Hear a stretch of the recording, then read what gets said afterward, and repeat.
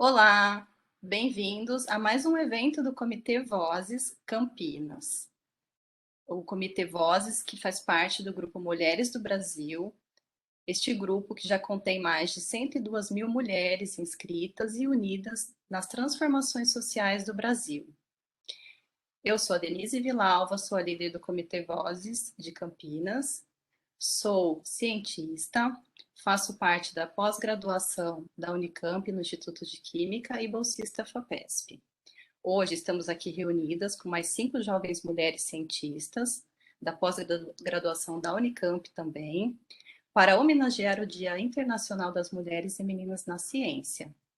Aqui comigo tenho também a Gisele Favari, a nossa intérprete de Libras, para tornar este evento mais inclusivo. Como eu dizia, temos então 5 jovens mulheres aqui comigo, vou apresentá-las brevemente. Temos a Joyce, da matemática, já finalizando o doutorado na matemática, a Maria Paula, também finalizando o seu doutorado em bioenergia. Temos a Camila, que já encerrou o doutorado na química, no Instituto de Química da Unicamp, e também a Daniela Fogaça, que também faz agora o mestrado também na química. E temos também a Fabíola, né, que é mestranda da biologia. Então, podem ver que temos aí um cenário bem rico, aí, muitas histórias interessantes com essas 5 jovens mulheres, ou elas vão contar um pouquinho da trajetória delas até o momento. Vamos então, né, começar com algumas perguntas, né, que nós selecionamos aqui para fazer para elas. E dentro da primeira temática, né, do nosso bate-papo, que seria assim a escolha profissional, né? Vamos começar então com a Fabíola. Fabíola, conta assim para a gente um pouquinho de onde você veio, como é que era a sua família, como foi a sua escolha profissional e principalmente quais foram os seus desafios até você ingressar no seu mestrado na Unicamp. Ok. Primeiramente, eu queria agradecer a Denise e ao Comitê Vozes pelo convite e pela oportunidade de divulgar a ciência, falar sobre a ciência. E hoje eu sou loira, eu estou usando cabelo solto, uma camiseta branca, óculos e fone de ouvido pretos, e no meu fundo tem uma parede bege e uma janela cinza. Falando um pouco, né, de onde eu vim, eu sou do interior, na verdade, do sul de Minas Gerais, uma cidade chamada Maria da Fé.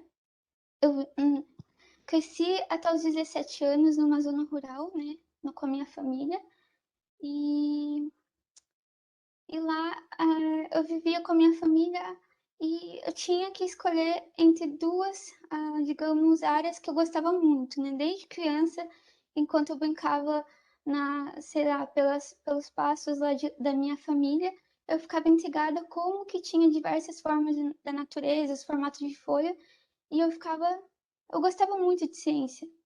Só que, no entanto, ao mesmo tempo, eu gostava muito de elétrica, né? Eu queria saber como que funcionava um rádio, funcionava uma TV, por exemplo.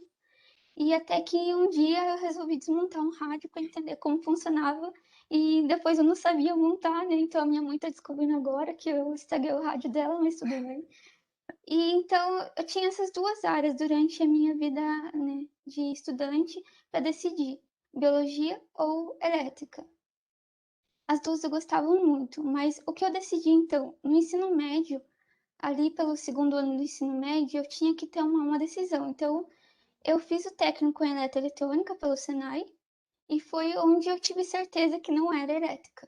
Então, a primeira opção, que era biologia, ela acabou vencendo, né? Então, aquelas ideias que eu tinha de ficar catalogando plantas não era em vão. Eu gostava muito mesmo de biologia e foi então que eu decidi no ensino médio que eu ia seguir a área de biologia. Porém, eu mudo de estado, né? Eu estava em Minas Gerais, venho para São Paulo, moro em São José dos Campos. Foi onde eu fiz a faculdade particular, né, com bolsa pelo ProUni. Fiz ciências biológicas de 2017, não, 2015, desculpa, até 2019. E eu precisava então decidir. Agora, mais uma decisão, nossa vida sempre é cheia de decisões. E eu queria saber, dentro da biologia eram vários temas, né? Várias matérias. Tinha biologia molecular que eu gostava bastante, bioquímica, biofísica, biologia celular sempre era minha xodó, né? Então eu falava, e agora? O que eu vou fazer encerrando a graduação? Tem que decidir se eu vou seguir na pesquisa, o que eu vou fazer. E foi quando, né, no final da graduação, em 2018 para 2019, eu tive a oportunidade, né, como toda graduação, ter que entregar o estágio, o TCC. Eu tive a oportunidade, então, de fazer um estágio e foi lá, assim, que eu tive, digamos, 100% de certeza que eu seguiria na área de biologia celular e bioquímica, porque foi nesse estágio que eu trabalhei com células, né, que eu tive a oportunidade de conhecer, na verdade, o cultivo celular, como eram as regras, o funcionamento, para que que servia, mas na época ainda era bem, digamos assim, específico. Eu trabalhava com macrófagos. E a gente sabe que existem várias linhagens de células, né? Então eu queria entender um pouco mais sobre as outras linhagens.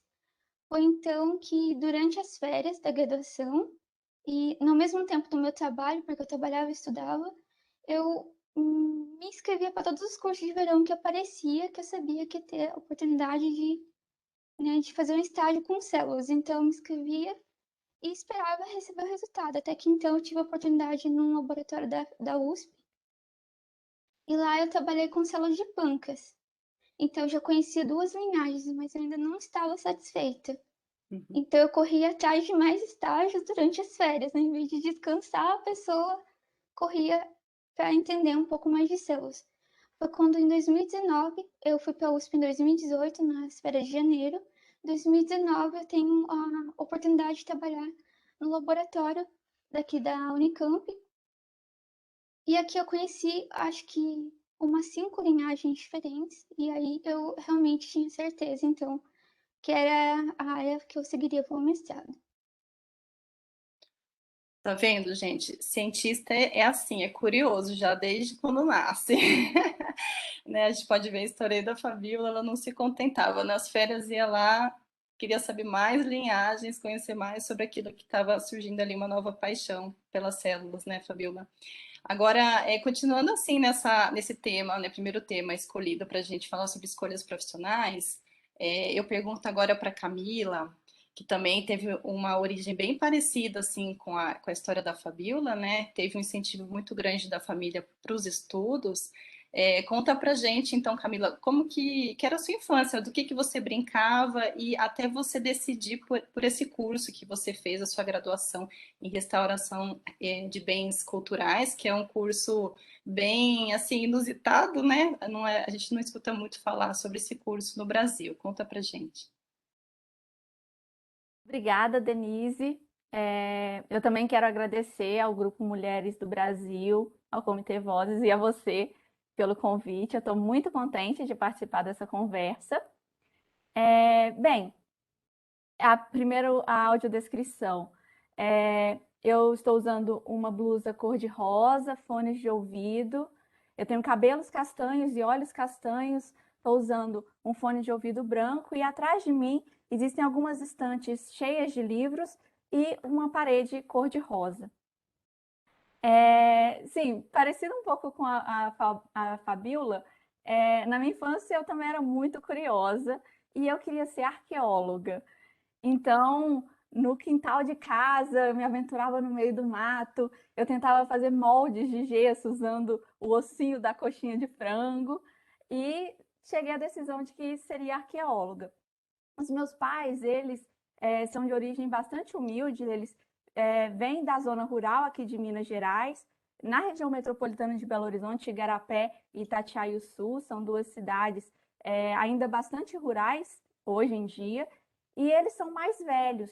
Então, na época deles, eles precisavam trabalhar na lavoura realmente desde a infância. A minha mãe, ela estudou até a quinta série e precisou parar porque na cidade dela, na época, não existiam os anos seguintes. E o meu pai, que trabalhou na lavoura, né, pegando a enxada, na lida, desde os 5 anos de idade, ele infelizmente teve que parar os estudos na quarta série porque os pais precisavam, né, da ajuda dele no trabalho naquela época. E os dois sempre me incentivaram muito, a mim e as minhas irmãs, todas elas também fizeram graduação e nossos pais eles sempre estiveram muito presentes nesse sentido de estimular a nossa curiosidade, estimular que a gente tivesse esse amor pelos estudos, e deu certo. Realmente eu sempre tive muito amor pelos estudos. Até que aos 10 anos, mais ou menos, 11 anos, não me lembro muito bem a idade precisa, eu decidi que eu seria médica. E meus pais, como pessoas mais simples, eles amaram muito a ideia. E eles contavam para todo mundo, os vizinhos, amigos, meus tios. Ah, a Camila falou que vai ser médica. E como eu sempre gostei muito de estudar, então eu comecei a direcionar os meus estudos para esse objetivo. Até que no ensino médio, como a Fabiola falou, uma época cheia de decisões, e ainda hoje, né? Sempre decisões, decisões, escolhas. Eu comecei a me questionar se eu realmente queria ser médica ou se eu havia gostado tanto da ideia porque meus pais tinham ficado tão orgulhosos de mim quando eu disse a eles que essa seria a minha escolha profissional. E daí, no terceiro ano do ensino médio, na iminência do vestibular, eu fui à mostra de profissões da UFMG. E lá havia a sala dedicada ao curso de conservação e restauração de bens culturais móveis. Então, logo eu entrei naquela sala, uma das alunas do curso, à época, que depois se tornou minha veterana, ela disse que o restaurador era o médico das obras de arte. E foi aí que essa profissão me ganhou, assim, bastante. Depois disso, eu fui investigar, estudar. Eu nunca tinha ouvido muito falar sobre isso. O que eu vi era nos jornais, nos filmes, os restauradores, e é sempre aquela visão muito idealizada, né, do restaurador, algo muito inalcançável. Eu li um livro à época de literatura chamado As Memórias do Livro, e a personagem principal desse livro é uma restauradora de manuscritos. É muito legal. E então eu fiquei realmente certa de que eu queria ser uma restauradora. Fiz o vestibular e ingressei na graduação em conservação e restauração de bens culturais móveis, e sempre com o total apoio dos meus pais, que não entendiam muito bem o que eu ia fazer à época, hoje entendem melhor, mas que ficaram muito felizes também pela minha decisão e pela minha felicidade, né, em seguir esse percurso.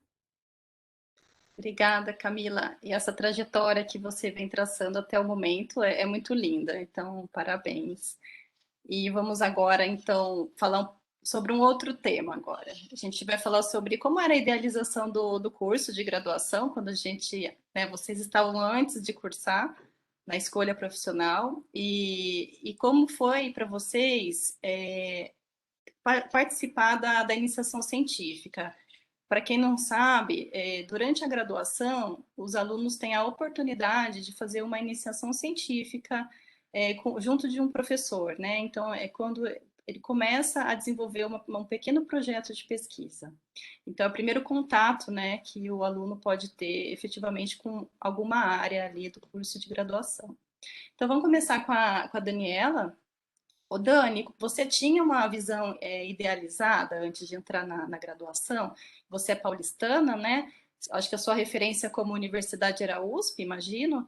E depois que você efetivamente fez a sua graduação, né, já estava na graduação na Química da Unicamp, como foi essa sua visão de mundo? O que mudou? E a iniciação científica, o que veio, né, junto, né, dessa nova experiência para a sua vida? Bom, primeiramente agradecer a Denise pelo convite, o Comitê Vozes e também ao Grupo Mulheres do Brasil e as meninas também por estarem juntos aqui hoje. Eu vou fazer a audiodescrição também. Eu estou vestindo uma camisa branca, que ela tem uns detalhes em azul. Eu uso óculos, estou usando fone de ouvido e meu cabelo está preso. E a parede aqui de trás, ela é branca. Bom, acho que é bem isso que você falou mesmo, Denise, foi uma idealização um pouco. Por ter nascido e ter sido criada em São Paulo, a minha referência de universidade pública sempre foi a USP, até por conta da minha família, em que meu bisavô tinha uma gráfica muito antiga em que fazia alguns trabalhos para os estudantes da USP naquela época, isso anos 70, anos 80. Então, sempre trouxe muito isso da questão da universidade de eu ver e entender o que acontecia na universidade. mas não viver isso também me trouxe uma questão, uma ideia idealizada da universidade em si. Mas principalmente sobre a questão da proximidade com os professores, isso eu sempre achei, sempre a proximidade com os professores e a proximidade também com pessoas de vários outros cursos. Apesar da USP ser muito grande, eu via que existia isso. Mas assim como vários jovens que, quando estão na época de prestar vestibular, prestam várias universidades, eu prestei o vestibular da Unicamp também, que da USP também havia prestado, mas não passei. E quando eu passei na Unicamp, meio que sem esperar até, o que me fez mudar muitas ideias e questões na minha vida, principalmente sobre a grandiosidade do país e do estado também, porque eu, para falar a verdade, era sempre ficar muito em São Paulo, não viajava muito para o interior. Então, quando eu vim para cá, isso foi uma coisa que abriu meus olhos. E dentro, né, da universidade, depois já cursando a graduação em Química, eu pude ver que a proximidade com os professores existe, sim. Também a questão de conhecer várias pessoas de vários cursos e fazer amigos, estudar bastante também, isso existe. E o que me fez ter vontade de fazer uma iniciação científica na área de química ambiental, até por conta de encaixar um pouco com aquela visão de grandiosidade, de físico mesmo, que eu havia falado, né, de natureza, que em São Paulo tem pouco, infelizmente. Mas eu acho que foi isso e foi muito importante e bem uma mudança muito grande na minha vida ter escolhido e ter vindo para cá. E é isso. Legal, obrigada, Dani. Você fala assim, né, no sentido que você estava em São Paulo ali, né, uma menina urbana, né? E aí você vem para a Unicamp, Campinas também é muito grande, mas o campus é bem bonito, né? Como é o da USP também. E aí você teve esse start assim de precisamos fazer algo pelo meio ambiente. Talvez foi isso, né, Dani? Sim. E aí você acabou indo para a iniciação científica. Muito legal. Agora vamos então falar com a Maria Paula, né? A Maria Paula fez curso de biotecnologia na UFSCar e ela tinha já, né, traçado umas coisas para a vida dela, que durante a graduação ela teve a oportunidade de testar essas ideias que ela tinha e depois aconteceu alguma coisa. Conta pra gente, Maria Paula. É isso mesmo. Oi, Denise, oi, meninas. Primeiramente, queria agradecer o convite, Denise, muito obrigada. Agradecer também o Grupo Mulheres do Brasil, em especial o Comitê Vozes, por essa oportunidade tão bacana de poder estar conversando aí com essas cientistas aí, uma conversa bastante enriquecedora para todas nós, né? Mas, conforme a Denise falou, foi exatamente isso. Eu escolhi fazer a graduação do curso de biotecnologia, porque gostava muito da área da genética, sempre fui muito apaixonada por parte de genética, sempre quis trabalhar com transgênicos, com melhoramento genético, biologia molecular. E quando eu entrei na graduação, a primeira oportunidade que eu tive, logo no meu primeiro ano, eu fui fazer um estágio de férias em uma universidade, na UEL, em Londrina, e fui trabalhar num grupo que fazia melhoramento genético de população de abelhas. E quando eu trabalhei, fui no laboratório, eu não me simpatizei muito com a área. Eu vi que não era tudo aquilo que eu estava esperando, que poderia ser na prática. Eu vi que eu gostava um pouco mais da teoria do que da prática.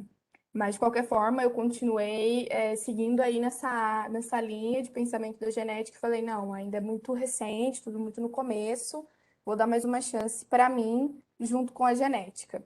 E aí, dentro disso, logo no meu segundo ano, eu fui fazer um estágio também dentro de genética, só que foi no Instituto Agronômico do Paraná, lá no IAPAR. E aí eu fui trabalhar com melhoramento genético de feijão e fiquei bastante tempo trabalhando com planta, com todas as técnicas de biologia molecular, e eu vi que realmente não era o que eu gostava, não era o que eu queria para minha vida, e não era o que eu esperava. E aí eu já estava um pouco desanimada, e foi então que eu falei, vou dar outras chances para conhecer outras coisas do curso de biotecnologia. E foi quando eu conheci a área de bioprocessos, que eu fui fazer iniciação científica com o professor Reinaldo, lá na UFSCar. E nessa iniciação científica a gente trabalhava com bactérias, fungos, né, em processos fermentativos, para obtenção de outros produtos aí, de produtos biotecnológicos, que era uma área totalmente desconhecida para mim, até então eu nem sabia que existia isso. E aí foi onde eu me apaixonei por esse mundo, pelo mundo da microbiologia, e eu decidi seguir com isso daí. Eu fiz iniciação científica todos os anos da faculdade nessa área. Então, eu entrei no mestrado em engenharia química, também nessa área, trabalhando com a parte de fermentação, trabalhando com fungo. E atualmente eu estou fazendo meu doutorado, trabalhando com digestão anaeróbia, produção de biogás, também com bactérias e operação em reatores. E eu vi que foi exatamente aí o que eu queria fazer. E eu queria só pedir desculpa que eu esqueci de fazer a minha audiodescrição, que eu tô vestindo uma camisa branca, eu tô com um headphone cor-de-rosa, a parede aqui do fundo ela é laranja com tijolos, e aí eu queria só pedir desculpa por não ter feito isso no início. Mas é basicamente isso. Obrigada, Maria Paula. Vamos agora para Joyce. Joyce, não te esqueci. A Joyce, ela fez matemática pura, né? Só que antes disso, ela experimentou outras coisas e ela vai contar para gente, curso técnico, eu acho. E depois ela vai contar também, né, como é que foi a chegada até a matemática pura. Conta para gente como foi essa sua escolha. E depois também teve a passagem pela iniciação científica, que eu acredito que foi uma passagem chave, né, na vida dela, dentro da graduação. Então, conta pra gente, Joyce. Olá, pessoal. Primeiro eu queria agradecer a Denise pelo convite. É sempre bom ter essa oportunidade de falar e divulgar ciência. Eu tenho cabelo curto, estou usando um vestido que tem detalhes vermelhos, brancos e pretos. Não sei exatamente como é a estampa, mas tem esses detalhes. E a parede atrás de mim, ela é verde. Eu faço matemática pura, mas estranhamente, quando eu era criança, eu não gostava de matemática na escola. Eu tinha uma certa facilidade, mas não era lá a minha matéria preferida, não. Eu acho que eu tinha aquele problema que toda criança tem. Nossa, matemática, credo. Até que eu ganhei medalha na UBMEP e eu tive a oportunidade de participar do PIC Júnior. E no PIC Júnior, a matemática ela é dada de uma maneira divertida. E eu lembro que em uma aula o professor chegou e falou: a gente vai aprender hoje criptografia RSA. Aí eu, ok, o que é isso? E aí ele foi e falou que criptografia RSA era aquilo que fazia com que o nosso dinheiro ficasse seguro no banco. Então eu ia aprender como que as nossas senhas são seguras. E aí eu, pronto, olha que legal, matemática é máximo. E aí, a partir daquele momento, eu comecei a achar matemática interessante. A iniciação científica júnior, ela era muito difícil, mas ela tinha esse quê de incentivar a gente a querer estudar aquilo, por mais que fosse difícil. Quando eu cheguei no ensino médio, na verdade, isso, no primeiro ano do ensino médio, eu fiz um técnico em edificações, e depois desse técnico em edificações, eu comecei um técnico em mecânica. E aí, né, adolescente gosta de tudo. E eu comecei a me questionar. Eu quero fazer engenharia civil, mecânica, ou eu quero fazer matemática? Porque eu estava gostando de tudo e eu tinha que escolher um só, né? Afinal de contas, o nosso tempo é limitado, não dá para a gente querer abraçar tudo. E eu fiz a seguinte reflexão: o que eu mais gosto no meu curso técnico? E eu percebi que o que eu mais gostava nos meus dois cursos técnicos eram a parte matemática. Eu não, então é matemática mesmo que eu tenho que fazer. Aí eu passei no vestibular na Federal de Itajubá, tive que me mudar. E essa foi uma época complicada para minha família, eu venho de uma família humilde. E no curso técnico em mecânica eu recebi uma bolsa. Então, meu curso era noturno e eu fazia o técnico durante o dia, porque eu precisava do dinheiro que eu ganhava lá para poder pagar a minha alimentação. E a logística disso começou a ficar muito difícil, porque o Senai era muito longe da minha casa, era mais de 1 hora de caminhada e eu precisava ir a pé, porque eu não tinha dinheiro para pagar o ônibus. Então, eu ficava o dia inteiro no Senai, muitas horas de caminhada, depois à noite eu ia para o curso. E eu percebi que isso começou a comprometer a minha graduação. Então, no segundo período, eu consegui uma iniciação científica pelo Jovens Talentos para a Ciência. E aí essa bolsa da iniciação científica ia desafogar a parte financeira. Então eu pude fazer a reflexão: o que é mais importante para mim agora? Finalizar o técnico, estava faltando muito pouquinho para acabar, ou continuar na matemática e fazer direito o meu curso? Porque a graduação já é um baque, né? A gente vai com uma ilusão de que vai ser uma coisa e a gente chega na graduação e vê que tem matérias difíceis, tem matérias chatas, que não é tudo flores, mas ainda assim é legal de fazer. Então eu desisti do técnico de mecânica, bem no finalzinho, acho que faltava 2 meses para eu terminar, e continuei com a minha graduação. E aí, com isso, fazendo iniciação científica e podendo me dedicar mais aos estudos, eu senti de novo que não, estou no lugar certo, é matemática mesmo, é isso aqui que eu estou gostando de fazer. E aí eu pude me dedicar mais, até que eu fui emendando uma iniciação científica atrás da outra. Eu fiz iniciação científica pelo PICMEA também, que é o Programa de Iniciação Científica e Mestrado, no qual você adianta matérias do mestrado para tentar o doutorado direto depois. É um programa para os bolsistas da UBMEP. Eu também fazia iniciação científica de ouvinte, então eu fazia sempre 2 iniciações científicas ao mesmo tempo. E isso foi reconfortante, porque eu estava fazendo matemática e eu percebia que eu gostava muito da parte de pesquisa, porque por mais que seja só uma iniciação à pesquisa, ela ainda te dá uma visão muito boa do que você vai fazer se você for seguir a carreira acadêmica. Então, a última iniciação científica minha, que foi até o meu TCC, foi sobre o modelo para um câncer imunológico. E eu fiquei muito apaixonada por matemática aplicada, porque eu vi que matemática conversa sim com outras áreas. Ela não é isolada do mundo.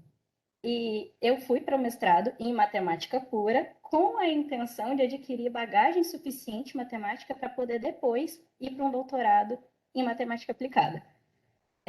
Aí, beleza, entrei, consegui bolsa da FAPESP, fui fazer o mestrado na Unicamp. E no mestrado eu tive aquele momento em que você percebe que a matemática ela é bonita por si só, ela não precisa ser aplicada a nada. E aí eu desisti do plano de fazer matemática aplicada no doutorado. Então, eu continuei na matemática pura. Muito legal. Como vocês podem ver, né, a iniciação científica fez parte aí da vida de todas elas, né? E foi muito importante também para mantê-las no curso, seja na parte de conhecer, de entender para que está fazendo aquele curso, né? Para fazer com que a menina, a jovem mulher permaneça no seu curso, e também financeiramente, né? Como a gente pode ver aqui na história da Joyce, foi fundamental. As bolsas de iniciação científica que ela teve foram fundamentais para mantê-la no curso. Portanto, não cortem as bolsas de iniciação científica no Brasil. Elas ajudam a todos. E eu peço desculpa também que eu não fiz a minha audiodescrição no início, então eu vou fazer agora, tá bom? Eu tenho a pele branca, tenho cabelos castanhos, olhos castanhos, meu cabelo é comprido, estou usando um fone de ouvido branco e estou usando uma blusa estampada. Então agora eu vou continuar com a próxima temática, vamos dizer assim. Agora a gente vai saber o que as meninas estão fazendo agora, tá? O que elas estão fazendo nesse momento. Começar com a Daniela. A Daniela faz mestrado no Instituto de Química. E tem algumas peculiaridades aí do mestrado dela, porque é com empresa. Conta aí, Dani, como é que você chegou nesse mestrado com empresa? Quem que paga o quê? Como é que funciona? Bom, como as meninas já pontuaram, principalmente a Joyce, a questão financeira e a questão de bolsa, ela é muito importante para manter o aluno na universidade, para ele não desistir. Então, um dos requisitos para eu fazer mestrado seria ter bolsa. E surgiu a oportunidade quando eu fui procurar o professor porque eu havia me interessado pela pesquisa dele, ele falou que tinha essa bolsa com empresa. E funciona da seguinte forma: o CNPq, que é a Agência de Fomento Federal, ela paga o valor da minha bolsa e a empresa entra com o valor para manter o projeto em si, né? Eu já tinha tido uma proximidade com empresa, com indústria química, né, que é a empresa em que eu estou desenvolvendo meu projeto de mestrado é uma indústria química. em que eu havia feito um estágio durante a minha graduação em indústria, e uma indústria muito grande, inclusive, e ela foi crucial para eu escolher fazer mestrado. Como eu havia dito já na pergunta anterior, respondido na pergunta anterior, essa questão de ser grande, de ser muito espaço físico e tal, isso aumentou muito quando eu fiz o estágio na indústria. Isso por questão, assim, tanto de número de pessoas que trabalham na empresa, tanto por questão de volume de material produzido mesmo. Questões assim na escala de toneladas. Então, isso para mim foi bem impactante e aumentou mais ainda a minha percepção de coisas grandes e o impacto de empresas, né? Então, quando eu estava fazendo esse estágio, eu pensei bastante se eu gostaria de me formar, porque eu, quando fiz o estágio, estava próximo da minha formatura, na graduação em Química. Eu pensei se eu gostaria de ir para a indústria, ou dar aula, ou continuar a carreira acadêmica, com aquilo que veio um pouco com a iniciação científica. E aí eu decidi pelo mestrado, mas foi uma escolha em que, assim, felizmente deu muito certo, pela questão financeira, principalmente, da disponibilidade da bolsa. E é isso, assim. E também, não só por isso, mas fazer o mestrado, né, se decidir por uma carreira acadêmica, pensando que eu gostaria de aprender um pouco mais sobre química também. E, e acho que é isso. Acho que foi a chave, foi uma junção de escolhas que levou a eu estar fazendo mestrado. Tô quase finalizando. E é isso. Legal. A Dani conta então pra gente assim, né, que ela fez um estágio numa cidade química, né, que as indústrias químicas são muito grandes mesmo. E aí a importância desse estágio, né, que fez essa conexão dela ir procurar então um mestrado. E assim como para a Fabiola, o estágio foi muito importante. Ela fez 2 estágios, se não me engano, e foi daí que surgiu, então, ela já contou um pouquinho para a gente dessa paixão pelas células, mas conta para a gente, Fabiola, um pouco mais em detalhe, o que que você pesquisa, qual o objetivo da sua pesquisa, o que que você está querendo descobrir no momento, se você puder falar, né? Ok. Então, só fazendo uma linha do tempo, o meu amor por células começou na aula de citologia, né? Então, é quando a gente começa a colocar as lâminas, colocar no microscópio invertido e começa a visualizar. Aí eu pensei, nossa, é muito interessante ver organelas e tal. Eu falei, nossa, tem que achar alguma coisa que eu consiga ampliar o meu conhecimento em células. Foi aí que no final do ano, como eu disse, foi o meu primeiro estágio, que é o estágio obrigatório para formar em biologia. Eu fiz estágio na Unesp, em São José dos Campos, onde eu fazia faculdade. E lá eu conheci macrófagos. Só que assim, era apenas teste de citotoxicidade, ou seja, testar a toxicidade de algumas formulações e ver se isso seria tóxico ou não. No entanto, aquilo ainda era pouco, eu queria saber mais. O tema do meu TCC foi sobre células. Eu fiz uma revisão bibliográfica sobre a importância de cultivar células na pesquisa, por que usar células na pesquisa. E então, aquilo ainda era pouco. Foi quando, em 2018, eu passei, então, no processo seletivo de um curso de férias, né, na USP, e eu fiz meu segundo estágio, que foi com um tipo de célula de pâncreas. Eu ainda estava gostando, mas ainda queria mais. Foi aí que eu me inscrevi para um terceiro estágio. Isso tudo era estágios complementares, já não eram mais obrigatórios. Eu queria porque eu queria aprender sobre células. E foi então em 2019, de janeiro de 2019, que eu me inscrevo então para o curso que tem um curso de verão na Unicamp, no Instituto de Biologia, de Bioquímica. E então eu falei, a oportunidade que eu tenho de fazer estágio, seja lá de uma semana, alguma coisa, mas ter contato no laboratório de cultura de células. Eu passei então e vim em 2019, tive contato com esse laboratório e eu já estava de olho, na verdade, para desenvolver o meu projeto de mestrado com essa pesquisadora, do qual eu fiz o meu último estágio. mas eu tinha dúvida entre trabalhar com testes de câncer, né, que é o que eu vou falar um pouquinho mais, ou trabalhar com diabetes, que era o que eu fiz no meu segundo estágio na USP. Essa era a minha dúvida. A certeza que eu tinha é que eu queria trabalhar com células. Então foi quando eu fiz a prova para processo seletivo do mestrado, conversei. O que é importante deixar claro é que eu conheci os dois laboratórios. Então, uma dica: sempre que vocês quiserem ter mestrado, doutorado, uma dica é conheça o orientador, os colegas, como que vai ser a linha de pesquisa, converse a respeito de um projeto que seja bom para orientador e orientando. E foi isso que eu fiz. Mandei e-mail para os dois. E em 2019, então, no meio do ano, eu decido que eu vinha para a Unicamp. Me preparo 6 meses para o processo seletivo, tem uma prova, né, de conhecimentos. Não assim simples, mas se você se dedicar, tem todas as referências. Então, no edital, deixa claro que você precisa estudar, que só precisa de foco. Tem a prova de inglês, então eu precisava de um tempo de dedicação e você escreve um projeto de pesquisa com seu orientador, seu futuro orientador. E foi isso que eu fiz.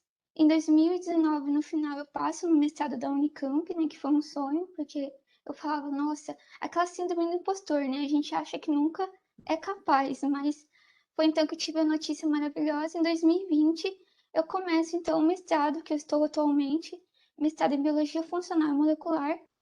Eu desenvolvo atualmente eu desenvolvo então no meu projeto uma formulação que é um tipo específico de carregamento de fármaco. Então, o que é o fármaco? É um antitumoral ou antineoplásico que já tem no mercado para tratar tipos de cânceres, entre eles pele, melanoma, pulmão. E no meu foco, então, era trabalhar com câncer de mama. Porém, quando você trabalha com fármacos dessa importância, você sabe que o tratamento quimioterápico traz alguns efeitos colaterais. Então, nosso desafio era achar uma forma de carregar esse fármaco para dentro das células tumorais, de forma que não fosse tóxico para os outros órgãos, né? E como a gente faz isso? A gente encapsula em um sistema de entrega que a gente chama de drug delivery. Então, atualmente, né, estou terminando o mestrado agora no início de 2022.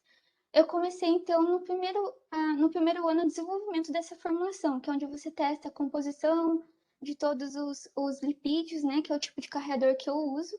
Tem vários tipos, tem nanopartículas poliméricas, de prata, magnésio, ouro, mas especificamente o que eu trabalho hoje é de lipídios. Então, o primeiro passo na pesquisa foi desenvolver a formulação, fazendo com que o fármaco que eu trabalho, que é o docetaxel, que é tão hidrofóbico, consiga ficar encapsulado por um tempo determinado. Ou seja, o primeiro ano foi desenvolver essa formulação, atendendo então às exigências de estabilidade da Anvisa, que é muito importante seguir então a RDC, e no primeiro ano foi isso. O segundo ano eu precisava então ver como que essa formulação ela ia ser e ter efeitos nas células. Então, as células que eu trabalho são câncer de mama e eu tenho que comparar essas células que são tumorais com as células normais. Então, eu faço cultivo delas em laboratório, né? E, e faço comparação. Será que a formulação mata as células normais também? Porque o que eu espero é só que mate as células tumorais, né? Que é o objetivo principal. E eu estou encerrando o mestrado agora. E acho que de tudo isso, o que é importante dizer, durante o mestrado a gente poderia também chegar à terceira etapa, que eu digo que é testar em vivo, mas o tempo do mestrado passa muito rápido, gente, são 2 anos, então geralmente para você desenvolver e testar a formulação, seja in vitro, que são as células, ou em vivo, você leva mais de 2 anos. Então, nesse período, eu estou testando em vivo, né, que é os testes em células. Aí, provavelmente, se eu for continuar a minha linha de pesquisa para câncer de mama, eu teria que fazer o doutorado e fazer outros testes que não daria para fazer, né? Eu teria que inocular o tumor de mama em camundongo para fazer testes depois de histopatologia, bioquímico, avaliação de irrigação tumoral ou não. Então, é isso que eu faço atualmente. Como vocês podem ver, então, a Fabíola já tem até temas, muitas ideias aí para o doutorado, né, Fabíola? Só encerrando o mestrado já dá para seguir para o doutorado, porque tem muita coisa para pesquisar. E eu gostaria de dizer assim que além do projeto de pesquisa, né, que os alunos têm na pós-graduação, eles também podem fazer estágios de ensino, né, como é o caso da Joyce, que ela vai contar aqui para a gente um pouquinho, que é aulas, né, ou monitorias que os alunos podem estar fazendo, sim, com os estudantes da graduação.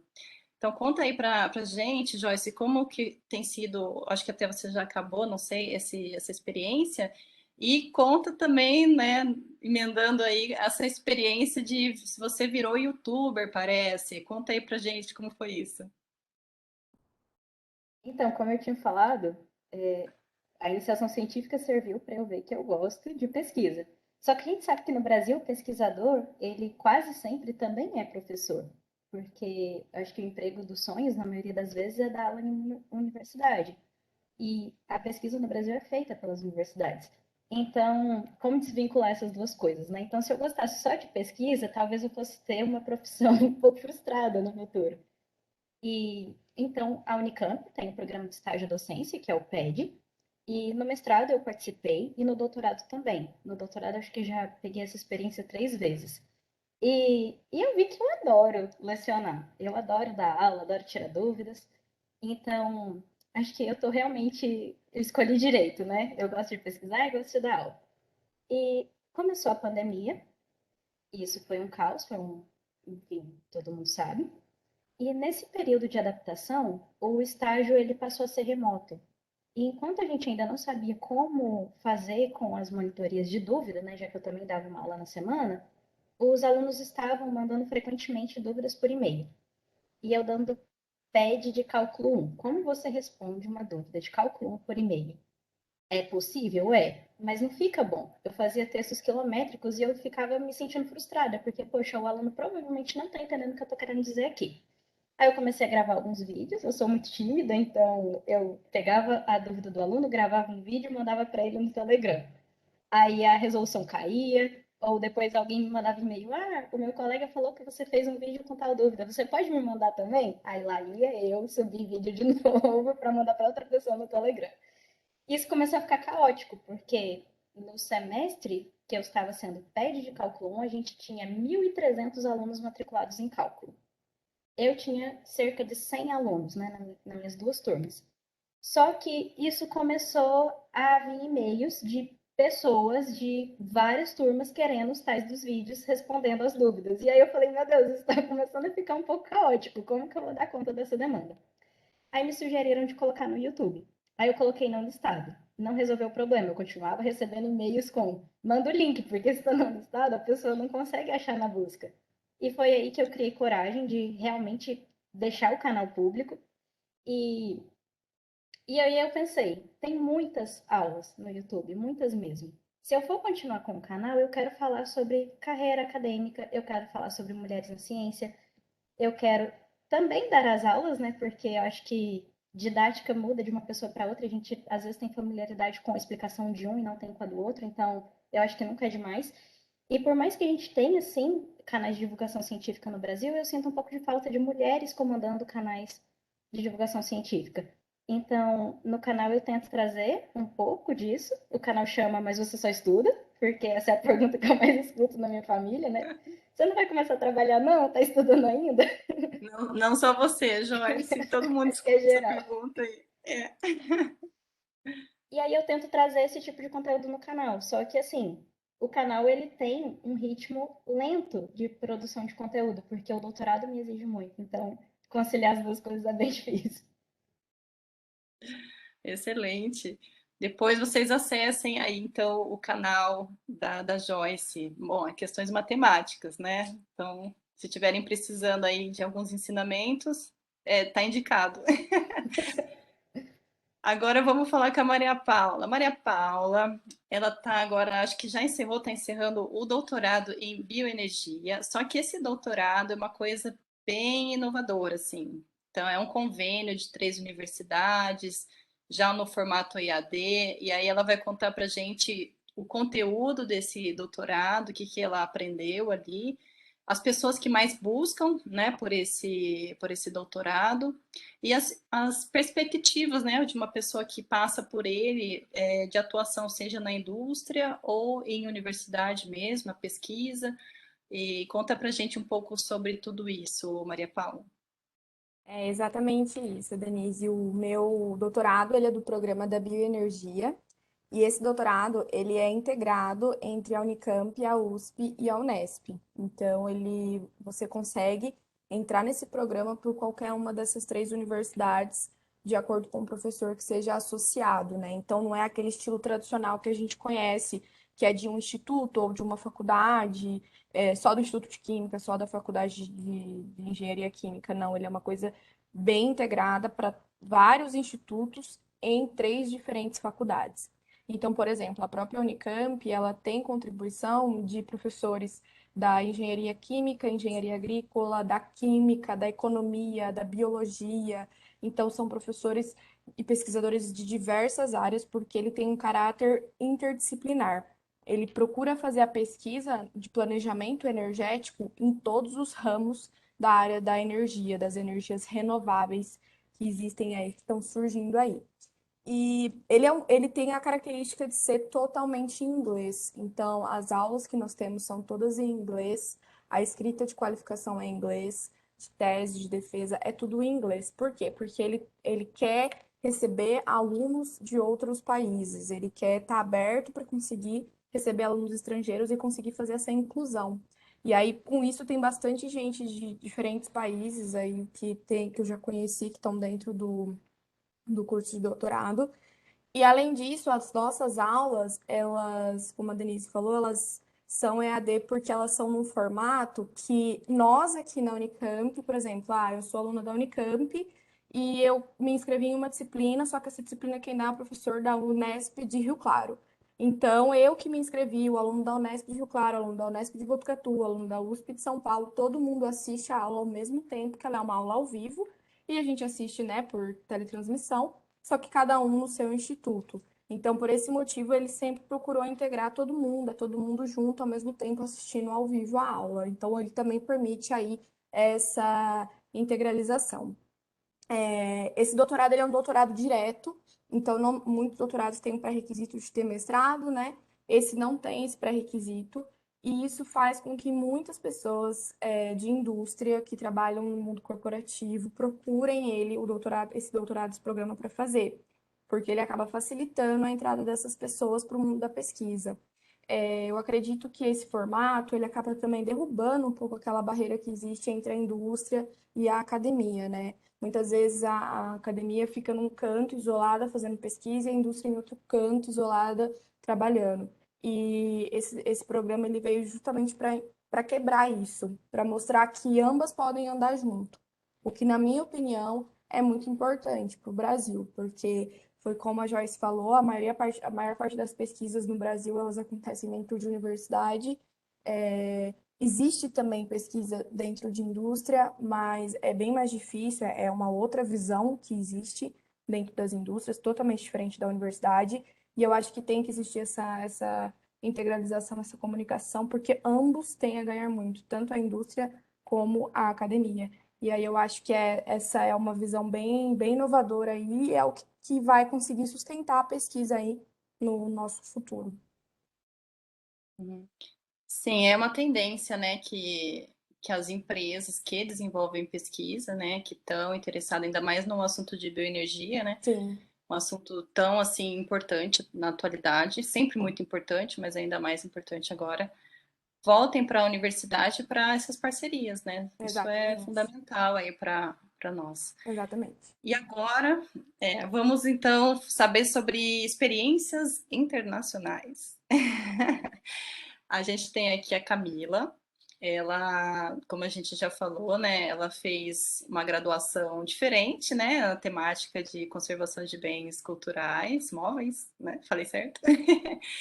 E só que ela conseguiu ali dentro desse ramo, dessa graduação dela, achar um caminho dentro da química. Então, ela conseguiu fugir para a química. Ela vai contar como é que foi essa transição para química, para pós-graduação, que ela completou agora o doutorado. Quais são os temas relacionados, né, da química com a conservação de bens culturais e contar para a gente as duas experiências internacionais que ela teve na graduação, acho que foi, e a outra no doutorado, agora recente. Conta aí para gente. A graduação em conservação de bens culturais, ela ela acontece na Escola de Belas Artes da UFMG. Existem outras universidades também no Brasil que têm bacharelados em conservação, mas uma característica é que é muito multidisciplinar. Então, eu tinha disciplinas de química, disciplinas obrigatórias de química, de microbiologia, de história da arte, de técnicas artísticas. Então, assim, era o paraíso. Realmente, muito o que se fazer. Então, eu fiz iniciação científica em História do Livro, fiz uma iniciação científica voluntária em Química, desenvolvendo nanopartículas de hidróxido de cálcio para um tratamento específico em obras em papel. E depois também fui monitora da disciplina de Química da graduação em Conservação. E aí eu também descobri o meu amor pela docência. Era algo que eu já tinha um pouco, porque durante o ensino médio, para ter um dinheirinho para comprar os livros, eu dava muitas aulas particulares.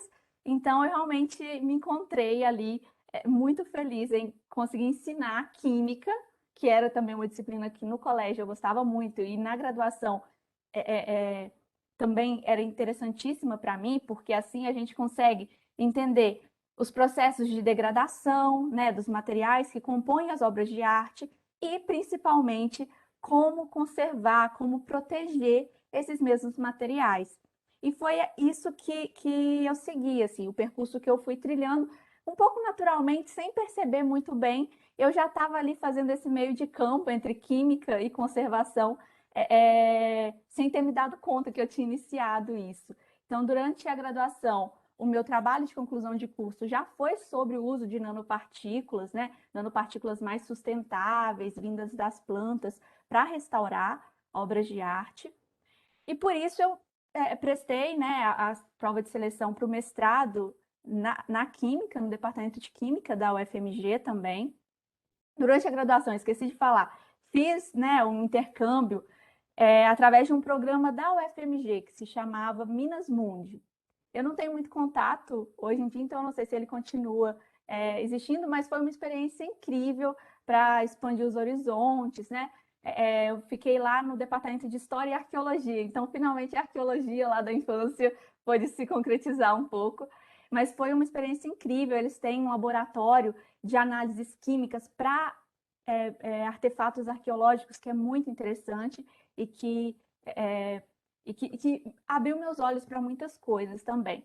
Depois fiz o mestrado em Química e finalmente cheguei ao doutorado na Unicamp, onde eu consegui me aprofundar mais na questão dessas nanopartículas, diferentes nanopartículas vindas da natureza e com propriedades incríveis, que são muito compatíveis com os bens culturais, né?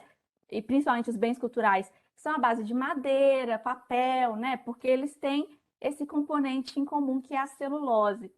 E eu justamente estudo o uso de nanocelulose para a restauração dessas obras de arte, desses bens culturais.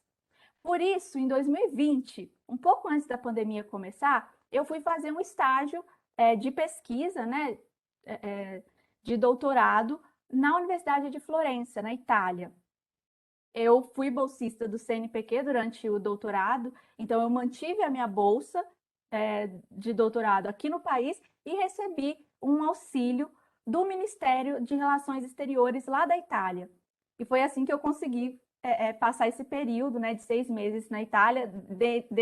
Deste período de 6 meses, 2 deles foram presa em casa, né, por causa da pandemia, sem conseguir ir para o laboratório, mas ainda assim, os 4 meses de laboratório que eu tive por lá foram muito, muito profícuos, porque lá existe uma das maiores referências, o grupo que é uma das maiores referências em nanotecnologias aplicadas a bens culturais no mundo. Então, a aplicação desse tipo mesmo de nanomateriais que são bem avançados, bem específicos para os tratamentos em obras de arte. E acho que é isso. Então foram experiências muito, muito enriquecedoras. Aí depois eu consegui voltar e finalizar a tese muito feliz, apesar, né, de todas as dificuldades, principalmente por causa da pandemia, né, nos meses ali quase que finais, né, da elaboração da tese e durante o período do estágio no exterior também. Mas são oportunidades que aparecem que devem ser muito usufruídas porque fazem muita diferença.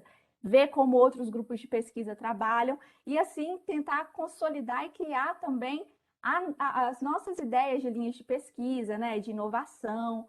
Vale muito a pena. Obrigada, Camila. Então, a passagem por Évora, em Portugal, e Florença, na Itália. Imagino que lá são cidades lindas, né? Além de tudo, essa visão de mundo, né, que te deu também, além da pesquisa, foram bem, bem importantes. Agora a gente vai para a etapa final dessa nossa conversa, que está super legal. E então, cada uma das meninas aqui vão deixar aqui palavras de incentivo para jovens para que ingressem também, né, nessa aventura da ciência, venham fazer graduações na área científica e depois pós-graduação. Então, eu começo com a Joyce, deixa uma mensagem aí breve de incentivo. Olha, eu só queria deixar aqui um recadinho, porque quando eu era mais jovem, eu achava que para fazer ciência tinha que ser gênio. E não é assim. Qualquer pessoa pode fazer ciência. E a ciência, ela precisa de diversidade. Então, você vai ter o gênio, você vai ter o criativo, você vai ter o persistente, porque a pesquisa demora. Então, se você acha legal fazer algo novo, fazer inovação, a ciência é o seu lugar e a ciência abraça todas as habilidades que a gente tem por aí. Então, não fica achando aí que precisa ser o melhor da turma, que tem que ser fora da caixinha. Tem de tudo fazendo ciência, gente. E a ciência é fantástica. É isso bem legal, Joyce, porque com a diversidade a gente traz olhares diferentes, né? Então, às vezes, um pensa numa coisa, outro em outro, cada vez mais interdisciplinar também, né? Então, precisa de várias áreas pensando junto. Então, não precisa saber tudo de tudo, né? Cada um, assim, na sua área interligada. E aí consegue criar muitas coisas inovadoras. Então, agora eu passo a palavra para a Fabiola. Eu queria deixar, assim, para quem saiu da zona rural, né, enfrentou uma adaptação quando chegou na cidade grande, muitos desafios vão aparecer e o que eu quero dizer é diga sim a todos e sofra e surta depois, sabe? Então, aproveite todas essas oportunidades, todas que vão te fazer crescer. Se você tiver dúvida, eu não sei o que eu quero, esperar não vai ser a solução. Então, se você está com dúvida, é super normal. Se não tiver com dúvida, aí que é estranho, né? Então, eu que estava com dúvida lá no ensino médio, fui para o técnico e fui para estágio em células. Então, assim, aproveite as oportunidades e não ache que nunca vai ter 100% de certeza em tudo que não vai ter. Então, é isso. Obrigada. Agora a Dani. Bom, queria dizer que quem tem o interesse e quem às vezes acha que, nossa, isso parece coisa de gente que é muito inteligente, às vezes não é só isso, igual a Joyce disse. E então, assim, se você gosta de estudar, tem interesse e tem a vontade também, colher isso é muito gratificante também. Estudar, às vezes a gente estuda, na maioria das vezes, na química principalmente, eu aprendi muito isso, que é você às vezes estuda uma coisa que você nem sabe se está ali mesmo, mas a gente vê o impacto disso. E a questão da interdisciplinaridade também, que as áreas elas não são sozinhas, então não fique achando que você vai estudar só coisas de química, coisas só de biologia, às vezes essa questão da interdisciplinaridade é bem importante, igual a Denise falou, e também a questão da diversidade, que está tudo junto. É isso. A Dani me fez lembrar de quando eu fui escolher minha iniciação científica. A professora falou assim: você quer trabalhar com o negócio que você vê ou que você não vê? Aí eu escolhi o que eu não via, que são as nanopartículas. Então me fez lembrar disso agora. Maria Paula, deixa a sua mensagem. Bom, eu queria falar que a ciência, ela é a base de tudo, de qualquer coisa. A pesquisa, ela é extremamente necessária, extremamente. Então, todos os movimentos pró-ciência, pró-pesquisa, eles devem continuar. Se você tem vontade de entrar nessa vida de pesquisa, igual as meninas falaram, entre. Não é fácil, tem as dificuldades, mas é muito satisfatório. Também existem as vantagens.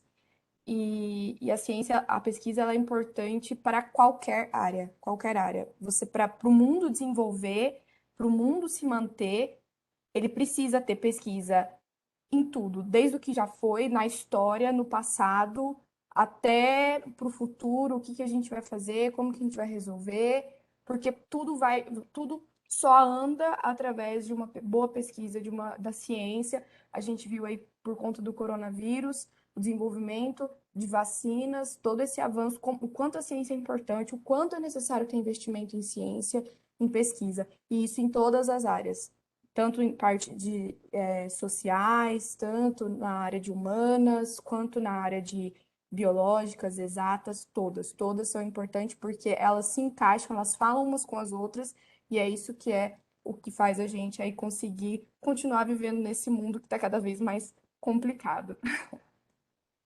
Lindas palavras da Maria Paula.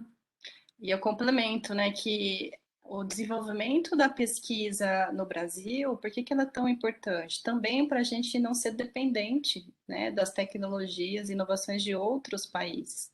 Claro, todo mundo pesquisando, o que um descobre lá pode servir para outro país, mas se a gente tiver sempre os nossos desenvolvimentos, isso nos torna de forma independente, né? Conseguimos produzir aqui os kits para o Covid, né? Seja lá os fármacos, e aí só nessa temática aí da pandemia, né? Mas assim, pensando em tudo, por isso que é tão importante o investimento em ciência.